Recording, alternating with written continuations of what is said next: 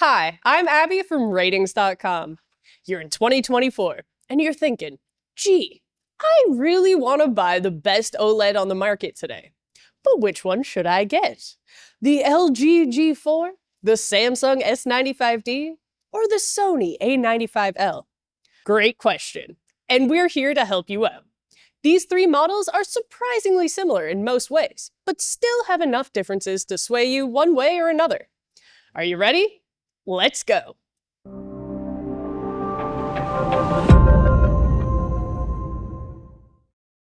In this comparison, we'll be focusing on the differences between these TVs instead of rehashing their similarities. We'll tackle design, HDR brightness, reflections, color gamut, volume, SDR accuracy, image processing, gaming performance, input specifications, and audio pass-through. From the front, little separates the three TVs outside of their stands, or feet for the Sony. They all have thin bezels, although the Samsung and Sony have a thicker bottom bezel than the LG does. But when it comes to the stands, each TV has its own unique design. The LG G4 and the Samsung S95D both use a center-mounted stand, although the LG stand is height adjustable, while the Samsung's isn't. They're both sturdy, although they don't keep the TVs from wobbling when pushed. It's minor, but it is noticeable. Note that only the 55 and 65-inch models of the LG G4 come with a stand. The bigger sizes come with LG's slim wall mount instead. The Sony A95L uses a set of feet instead of a stand. Unlike Sony's 2024 Bravia lineup of TVs, the feet on the A95L can only be adjusted vertically on the 55 and 65-inch models. This means that you'll need a wide cabinet if you don't plan on wall mounting your A95L. On the larger 77-inch model, the feet can be adjusted to a narrow position, which requires about 23 inches of space. This means that, ironically, if you have a small cabinet, you might be better off buying the biggest model size to make sure it fits. Otherwise, the feet on the Sony are very sturdy and hold the TV very well. There's barely any wobble when pushed. Aside from their stands, most of the differences are on the TV's backs. They all look good with textured backs. The LG has horizontal etched lines, the Samsung opted for vertical lines, and the Sony combines them for a checkerboard pattern. There's something for everyone. All three TVs are also entirely flat, with no bulge near the bottom for inputs. On the LG and Sony, the inputs are recessed into the TV. On the Samsung, all the inputs are on the external One Connect box. The only input on the TV itself is the big one for the One Connect box, plus a USB port. The One Connect box is extremely versatile, and it's one of the S95D's primary selling points. It slots onto the TV stand, but you can also place it away from the TV with the included cables. Combined with the TV's flat back, this lets you install the TV completely flush to the wall, with easy access to your inputs on the box. It also helps you tidy up those cables since only one cable comes out of the TV proper. The LG and Sony also sit completely flush on the wall if you have them wall-mounted, but you won't be able to access their inputs as easily, so that's something to keep in mind. Thankfully, LG's slim wall mount is made to let you easily pull the TV away from the wall if you need to, so with that mount, it's not that much of a hassle to plug in a few cables and push it back so it's flush again. Cables on the G4 also come out of the bottom, so they're easy to tidy up with a sleeve. If you're instead using the stand, you can route cables through it as well, which is a nice touch. On the Sony, with the feet installed, its inputs are behind the left foot when looking at it from the front, making the inputs a bit harder to access than they would be otherwise. Cables on this TV come out the bottom on the left and right sides, and it comes with plastic covers to hide them. When it comes to inputs, the LG G4 and Samsung S95D are similar, outside of the S95D's inputs being on the One Connect box, that is. Both TVs have 4 HDMI 2.1 ports, all capable of up to 4K at 144 Hz. The LG G4 is the only one of the two to have the full 48 gigabits per second HDMI 2.1 bandwidth, as the Samsung's One Connect box is limited to 40 gigabits per second. This shouldn't cause you any issues, as 40 gigabits per second is fast enough for 4K at 144 Hz with HDR, but it is something to note. The Sony, however, is a bit different. It only has 2 HDMI 2.1 ports, and they're capped at 4K at 120 Hz. Plus, the Sony's eARC port is one of its HDMI 2.1 ports, so you'll lose one of the TV's high-performance ports if you have a soundbar plugged in. The same is true of the other models, but since they have 4 HDMI 2.1 ports, that's less of an issue. All TVs support VRR technology, but the Sony doesn't support FreeSync. That's really only a problem for those of you still rocking AMD Radeon GPUs from before 2020 though. When it comes to audio pass-through, the G4 and A95L have the edge here, as they can pass through DTS audio formats while the S95D can't. These are often used by physical media for their audio tracks, so without DTS, you usually don't have access to the best possible sound from your physical media collection. Another thing that the Samsung doesn't have is Dolby Vision. For TVs this bright, it doesn't matter as much as it does on dimmer models, but it's still nice to have on the G4 and A95L. How did these high-end TVs perform, you may ask? They perform very well. When it comes to HDR brightness, these TVs trade blows on our test slides, but ultimately, they're very similar. They're extremely bright, and all HDR content is bright and vibrant. The only peculiar thing here is the S95D's aggressive thermal throttling, as after a minute on a sustained 10% white window, the TV thermal throttles itself from its 10% peak of more than 1600 nits all the way down to about 190 nits. The other two models don't suffer the same fate and are more consistent than the Samsung, although the latter can hit higher peaks than they can. And really, does that matter for most people? Well, perhaps not, as the TV's thermal throttling is unlikely to occur with real-world usage. Just take a note of it when shopping. When it comes to HDR brightness in game mode, the LG G4 and Samsung S95D are fantastic. They barely lose any brightness. Heck, the Samsung is slightly over-brightened instead. Unfortunately, the same can't be said about the Sony A95L, as it is noticeably dimmer in game mode. On to colors! The S95D and A95L both use a QD-OLED panel, which is incredibly colorful. Seriously, these colors are something else. The LG G4, for its part, uses a less colorful WOLED panel. Now, don't misunderstand us. The LG G4 is still an incredibly colorful unit. It just doesn't reach the same levels as the other two with QD-OLED panels. And to be fair, this is some grade A nitpicking. Anyone looking at the LG G4 would be hard-pressed to see anything else but a vibrant, glorious TV. The Sony A95L and LG G4 are two incredibly accurate TVs.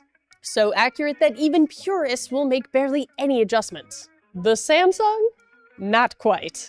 It's still very accurate, but it's not fantastically accurate like the other two.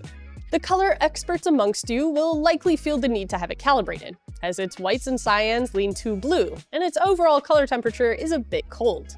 Still, it's good enough to satisfy most people. Perhaps the most different aspect of these TVs is the screen coating. The Sony A95L and LG G4 both have glossy coatings, which work beautifully. They handle reflections extremely well, and they're a treat to watch in any context. The S95D, however, has a matte screen finish. The matte coating of the S95D is better in some ways than a glossy coating, but worse in others, depending on the content you watch and where you place your TV. The coating diffuses light across the screen rather than just reducing the size of the reflection. This often eliminates reflections entirely, but it comes at a cost: the TV's contrast. You'll have to decide for yourself if you like it or not, as it can help reduce glare in bright rooms, but you don't get the same contrast experience as you'd expect from an OLED. Sony is typically perceived as having the best image processing in the industry. As we're about to see, it's still kind of true. The real question: for how long? We'll jump right into it. The LG G4 has extremely good image processing. It's not quite as good as the Sony, but LG has no real weaknesses. In fact, it's better than the Sony when it comes to low-quality content smoothing. There's basically no macro blocking of any kind to be seen, and details are preserved very well. The S95D, in comparison, isn't quite as good. It's decent, but there's noticeable macro blocking in dark scenes. So if you like to watch a lot of low bitrate content from streaming services, go for the other two. For upscaling, they're all great. Details are upscaled well on all of them. However, the Sony truly excels here. On the LG and Samsung, some fine details can be hard to make out, but not so on the Sony. It really is the TV for anyone who's still holding on to their old DVD collection. Here again, in HDR native gradient handling, they're all great at the very least. But here it's the LG who's a bit worse than the others. It's still impressive, no doubt, but there's some visible banding in dark grays. On the other two models, there's only minimal banding in some color gradients or no noticeable banding at all. Fabulous. Let's end this review by briefly touching on the TV's gaming performance. We've already mentioned that the Sony A95L doesn't support FreeSync and 144Hz, while the other two do. It unfortunately also gets much dimmer in game mode. Another thing that the A95L doesn't do as well as its competitors is input lag. While it's objectively fantastic, it's also objectively not as good as the LG G4 and the Samsung S95D's input lag. We're talking about 3 milliseconds more at 120Hz, so it's not something that most people would notice, but competitive gamers might. The Samsung and LG are also about 6 milliseconds faster at 60Hz, which is more noticeable. Plus, there's the lack of 144Hz on the Sony, which lowers the input lag even more for you PC gamers. Ultimately, the Sony is fast, it's just not as fast. So, which one of these is better overall? Well, that's a tough call, and one you'll have to make since the best TV for you depends on what you watch and what you do with your TV. So let's break it down for movies and gaming. Remember that these TVs are amazing for almost any use, so any criticisms here are truly just nitpicks. First, for movies. The LG G4 and the Sony A95L are better options than the Samsung S95D. That's due to the Samsung's lack of support for Dolby Vision. Again, it doesn't matter as much for TVs this bright, but it's still better to have it than not. Plus, the Samsung also doesn't pass through any DTS audio formats, making it less interesting for lovers of movies on physical media.